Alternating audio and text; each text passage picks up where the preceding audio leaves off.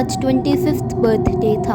सारिका के सभी दोस्त उसे बर्थडे सरप्राइज देने के लिए आते हैं और एक बहुत अच्छा सा डिनर करने के बाद वो सब सारिका को बहुत सारे गिफ्ट्स देकर वहाँ से चले जाते हैं। तभी सारिका की नज़र एक गिफ्ट पर पड़ती है जिस पर किसी का भी नाम नहीं था। गिफ्ट खोलकर देखने पर उसमें एक बहुत प्यारी डॉल थी। वाओ, कितना प्यारा गाना बजता है इसमें से।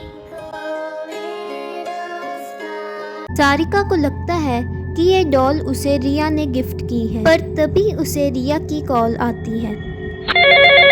हेलो सारिका, यार मैं तुझे ना गिफ्ट देना तो भूल ही गई। मैं देखो कल ला के गिफ्ट दे दूंगी, मेरी गाड़ी में ही पड़ा है, ठीक है ना। सारिका को डॉल्स बहुत पसंद थी, इसीलिए वो उस डॉल को अपनी डॉल्स की कलेक्शन में रख देती है। पर रात को जब सारिका सोने की तैयारी कर ही रही थी तभी उसके रूम की लाइट्स खराब होनी शुरू हो जाती हैं और खिड़की पर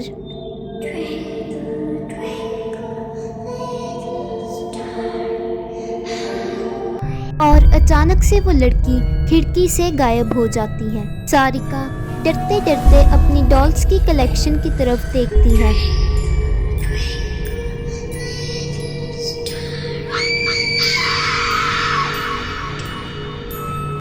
ये सब क्या हो रहा है? और तभी सारिका के पास वही लड़की आ जाती है। मुझे मुक्ति मिल गई, पर तुम्हारी बारी। ये क्या मैं डॉल में कैसे आ गई? मैं डॉल कैसे बन गई? दूसरी तरफ रिया जो अपने घर पर आराम से सो रही थी, उसे घर के बाहर से किसी के रोने की आवाज़ आती है और बाहर जाकर देखने पर उसे बाहर एक डॉल मिलती है जिसे वो अपने साथ अपने घर ले आती है। रात के 12 बजे फिर से वही गाना बजता है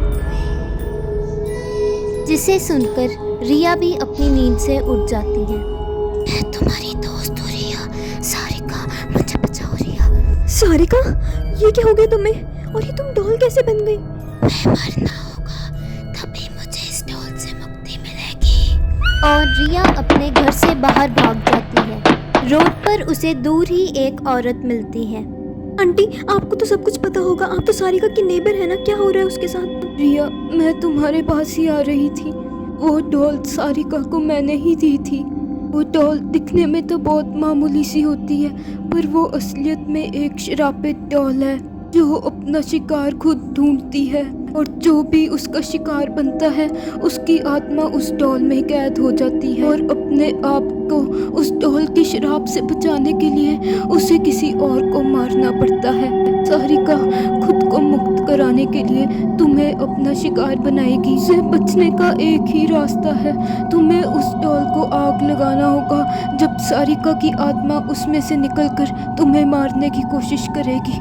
रिया डरते डरते अपने घर वापस जाती है। घर अंदर से बहुत डरावना लग रहा था, पर तभी रिया को अपने सामने रिया, तुम वापस आ गई। अब तुम्हें मरना होगा। रिया जल्दी से अपने रूम की तरफ भागने लगती है। दरवाजा खोलो रिया, दरवाजा खोलो रिया।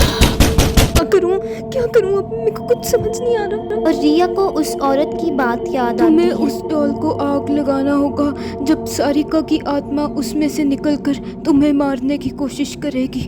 वो डॉल को मैं कहाँ पे ढूंढूं? रिया को कबर्ड से कुछ आवाज़ सुनाई देती है और कबर्ड खोलकर देखने पर उसमें वही डॉल पड़ी हुई थी। जैसे ही रिया उस डॉल को आग लगाने लगी ही थी तभी रूम का दरवाज़ा खुल जाता है। रिया, अब तुम्हें मरना होगा। जल्दी चल।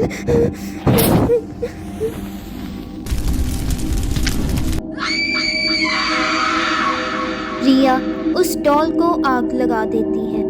रिया उस दिन से डॉल से बहुत नफरत करने लगती है और अपनी दोस्त सारिका को भी याद करती है। रिया उन भयानक यादों को भूलने के लिए अपने शहर को भी छोड़ देती है। 2 हफ्ते बाद एक बच्ची जो अपने घर के बाहर खेल रही थी उसे वही डॉल मिलती है जिसे वो अपने साथ अपने घर ले जाती है।